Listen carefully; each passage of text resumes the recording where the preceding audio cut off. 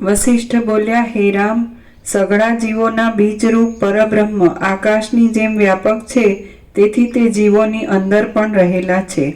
આથી આકાશની જેમ વ્યાપક છે. આકાશની ઉપમા ક્યાંથી આપી?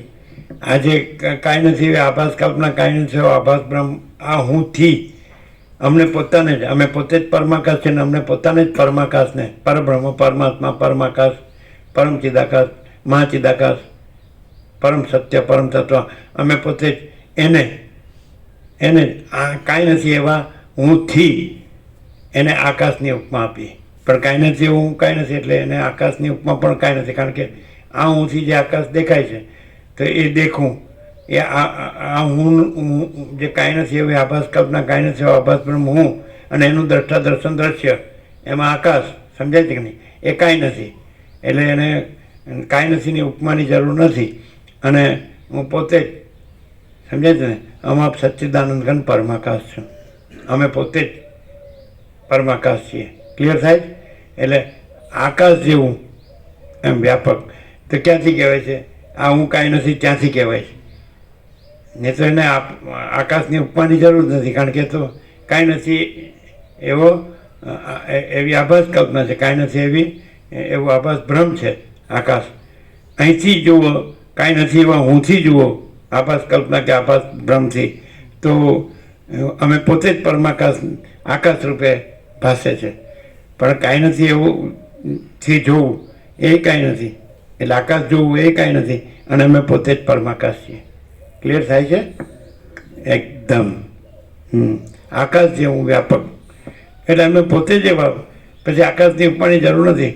આકાશ જેવો આખો અનંત ચૈતન્ય પ્રકાશ છે, પણ એ આકાશ ક્યાં છે? આ હું ક્યાં છે? એ આકાશ જોવું, અમને પોતાને પરમાકાશને આકાશ જોવું ક્યાં છે? અમે પોતે જ પરમાકાશ છીએ. ક્લિયર થાય છે? હા, આકાશ જેવું વ્યાપક.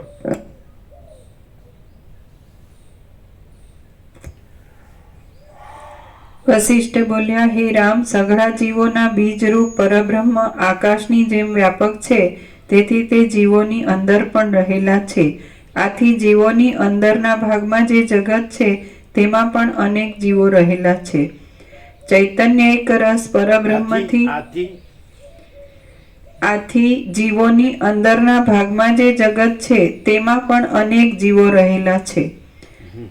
ચૈતન્ય એક રસ પરબ્રહ્મથી કોઈ પણ પ્રદેશ ખાલી નથી. આથી જીવોની અંદરના ભાગમાં જે જગત છે તેમાં પણ અનેક જીવો રહેલા છે. ચૈતન્ય એક રસ પરબ્રહ્મથી કોઈ પણ પ્રદેશ ખાલી નથી. ચૈતન્ય એક રસ પરબ્રહ્મથી કોઈ પણ પ્રદેશ ખાલી નથી.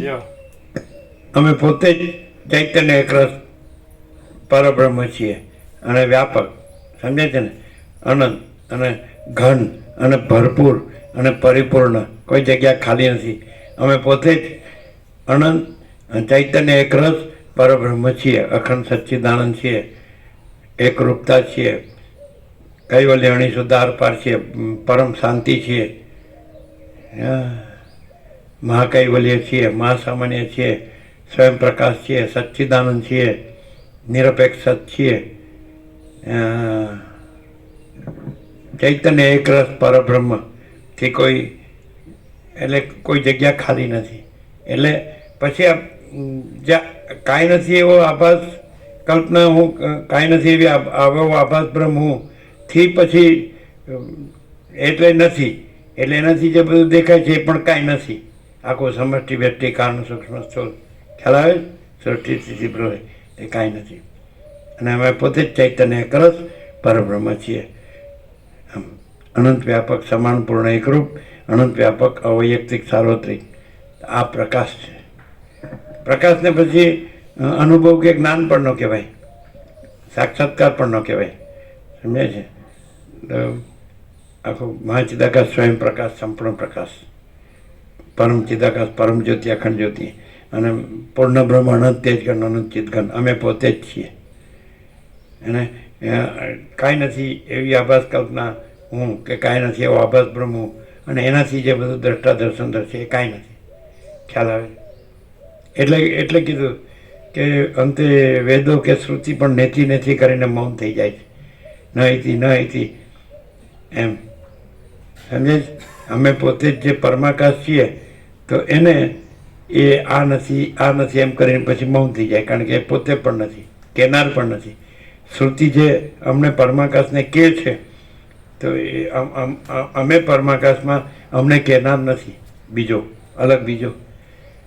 બતાડનાર નથી, વર્ણન કરનાર નથી, એક્સપ્રેસ કરનાર નથી, એક્સપ્લેન કરનાર નથી, વ્યક્ત કરનાર નથી. સમજાય? કારણ કે અમે પોતે જ છીએ. અમામ સચ્ચિદાનંદ ઘન પરમાકાશ અમે પોતે જ છીએ. ક્લિયર થાય છે? એટલે શ્રુતિ નેતિ કરીને એટલે કીધું યત વાચો નિવર્તનતે અપ્રાપ્ય મનસાસ અવંગ મનસ અગોચરમ. શ્રુતિ એમ કહે છે યત વાચો નિવર્તનતે અપ્રાપ્ય મનસાસ, જેને વાણી અને મન પહોંચ્યા સિવાય પાછા વળે છે. અવંગ મનસ અગોચરમ, જે મન અને વાણીને અગોચર છે. કારણ કે એ તો કાંઈ નથી એવી કલ્પના ને કાંઈ નથી આભાસ છે. એ અમને પોતાને પરમાકાશને જે અમારામાં કાંઈ નથી એ અમને કેવી રીતે બતાડી શકે? શ્રુતિ અમને કેવી રીતે, વેદો અમને કે ઉપનિષદો કે બ્રહ્મસૂત્ર કે ગીતા કે જે એકદમ પ્રગલ્ભ વેદાંત કે બ્રહ્મજ્ઞાન અમને કેવી રીતે બતાડી શકે? સમજાય કે નહીં? કારણ કે અમારામાં અમે પોતે જે પરમાકાશ જે ઘન છીએ, ભરપૂર છીએ, પરિપૂર્ણ છીએ, કોઈ જગ્યા ખાલી નથી, પરમ પ્રકાશ, પરમ આનંદ, પરમ શાંતિ છે. તો એમાં કાંઈ નથી એવું એવી આભાસ કલ્પના કે કાંઈ નથી એવો આભાસ બ્રહ્મ. સમજાય કે નહીં? સંભવ જ નથી. એટલે અમારામાં અમે પોતે જ અનંત સંપૂર્ણ સ્વયં પ્રકાશ છીએ. સમજાય છે? મહાચિદાકાશ સ્વયં પ્રકાશ સંપૂર્ણ પ્રકાશ છીએ. તો એમાં જગ્યા જ નથી અમારામાં અમારું બીજું હોવું અને બીજું હોઈને અમને બતાડવું કે પ્રકાશવું. તો અમને સ્વયં પ્રકાશ સંપૂર્ણ પ્રકાશને જે અમારામાં જે કાંઈ નથી એવી આભાસ કલ્પનાનું જે કાંઈ હોય, સમજાય કે નહીં? કે વેદાંત હોય, કાંઈ નથી એવો આભાસ બ્રહ્મનું વેદાંત હોય, તે આભાસ કલ્પના કે આભાસ બ્રહ્મ આખું અમને સ્વયં પ્રકાશ સંપૂર્ણ પ્રકાશને કેવી રીતે બતાડી શકે? ક્લિયર? એટલે આથી સમજાય છે કે નહીં? સરસ.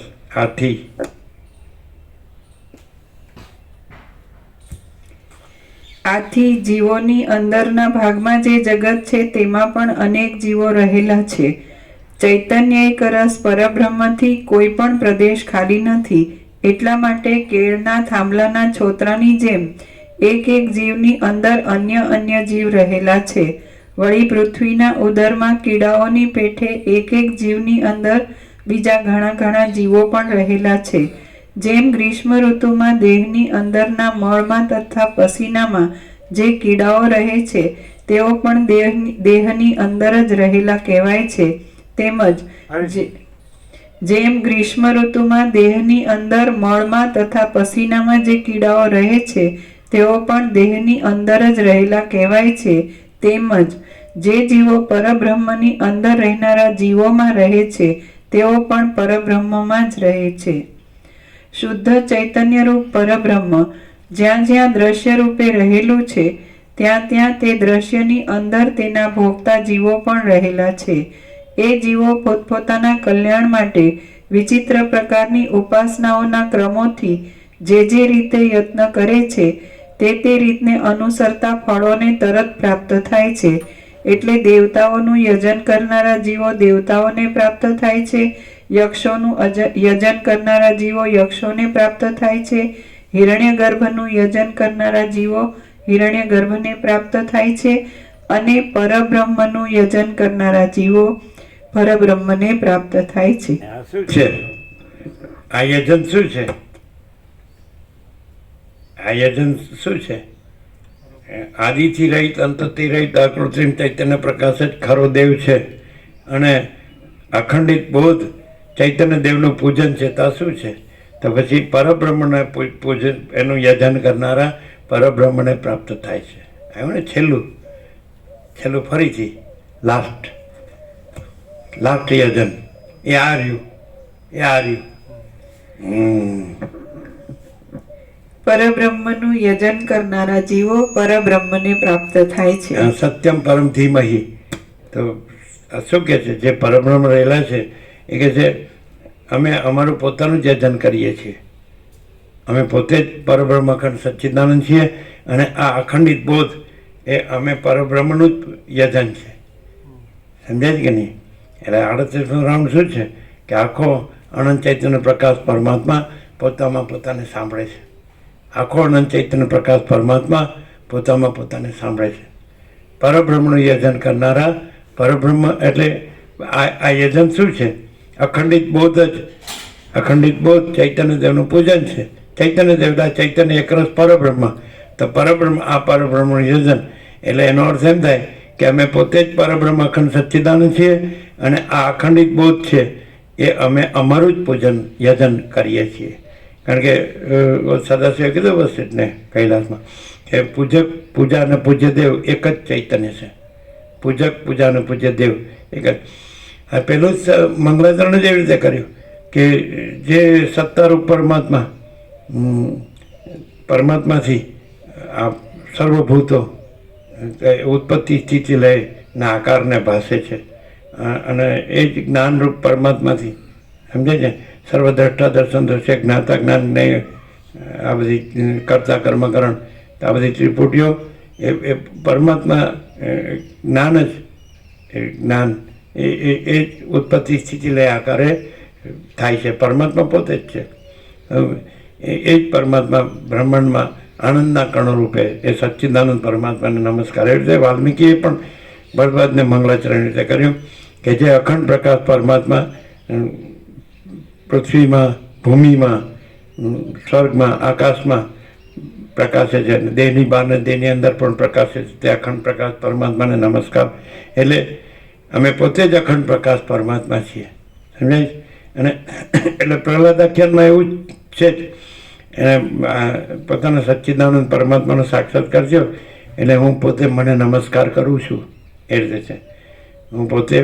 એટલે આ બધું હું પોતે જ છું અને આ બધામાં હું મને પોતાને જ નમસ્કાર કરું છું. એટલે કે હું પોતે જ જે કાંઈ નથી એવા આભાસ કલ્પના અને કાંઈ નથી એવા આભાસ બ્રહ્મ આકારે મારા પોતામાં હું પોતે જ જે પરમાત્મા છું અખંડ સચ્ચિદાનંદ પરમાત્મા એની અંદર લય પામણું છું, સમાવું છું.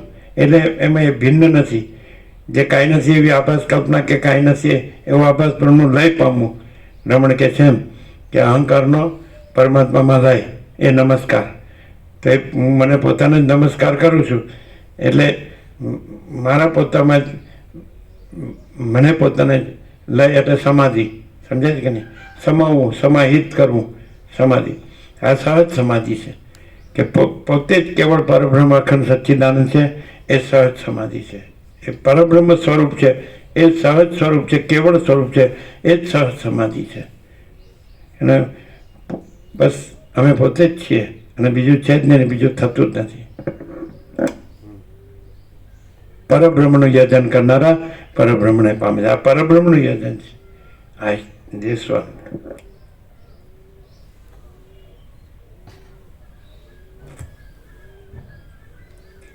પરબ્રહ્મનું યજન કરનારા જીવો પરબ્રહ્મને પ્રાપ્ત થાય છે. આમ છે એટલા માટે તુચ્છનો ત્યાગ કરીને અતુચ્છ પરબ્રહ્મનો જ આશ્રય કરવો યોગ્ય છે. આપણે વારંવાર કીધું એ કે કાંઈ નથી એવી આભાસ કલ્પના હું, કાંઈ નથી એવો આભાસ બ્રહ્મ હું અને એનું દ્રષ્ટા દર્શન દ્રશ્ય એ તુચ્છ કે હું આ છું ને પરબ્રહ્મ જુદું છે. એટલે પહેલાં સ્ટાર્ટ જ એવી રીતે લીધું હતું કે જો હું આ છું તો પરમાકાશ નથી એવું સિદ્ધ થાય અને હું પોતે જ પરમાકાશ છું. સમજાય છે કે નહીં? અને જુદું બીજું પરમાકાશ નથી અને જુદો બીજો આ હું નથી, હું આ નથી. એ રીતે સ્ટાર્ટ લીધેલું ફૂલ એન્ડ ફાઇનલનું. જો હું આ છું તો અમાપ પરમાકાશ નથી અને હું પોતે જ અમાપ પરમાકાશ છું તો જુદું બીજું અમાપ પરમાકાશ નથી અને જુદો બીજો આ હું નથી, હું આ નથી. તો આ તુચ્છનો ત્યાગ કરીને અતુચ્છ કે હું અમાપ સચ્ચિદાનંદ ઘન પરમાકાશ છું એ જ રહેવું જોઈએ.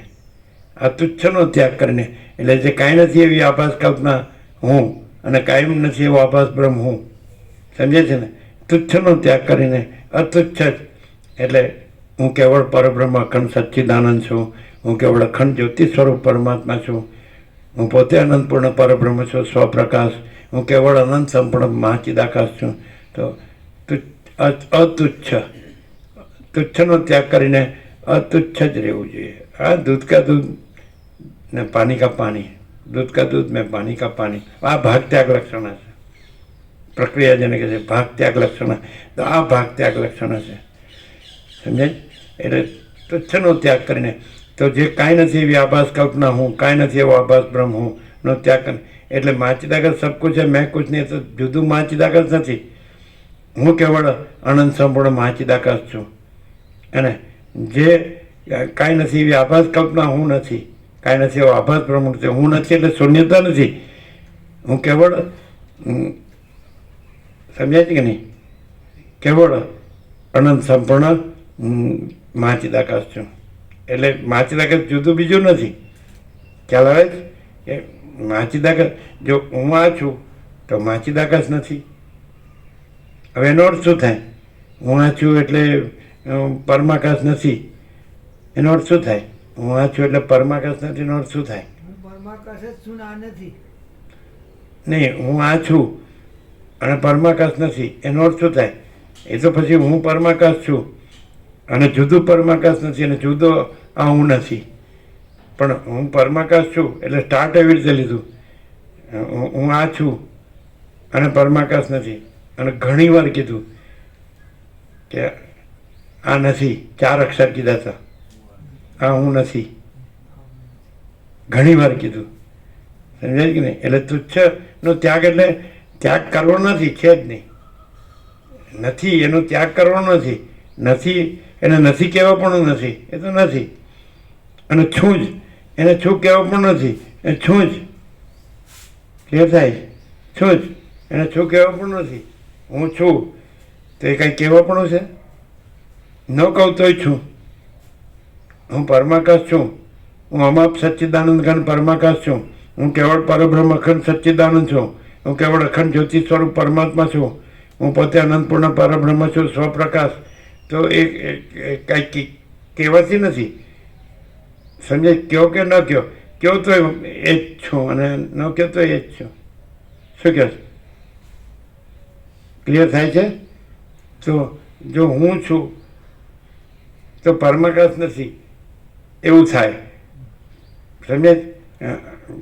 તો પરમાકાશ નથી, પણ અમે પોતે જ પરમાકાશ છીએ ને જુદો બીજો પરમાકાશ નથી, જુદો બીજો હું આ નથી. એ રીતે લીધું હતું ને? હા, એ પૂરું થાય છે.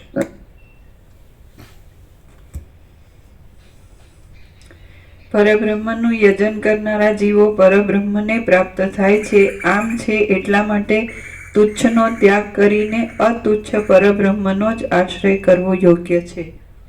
પ્રસાદ આપી દો. પ્રસાદ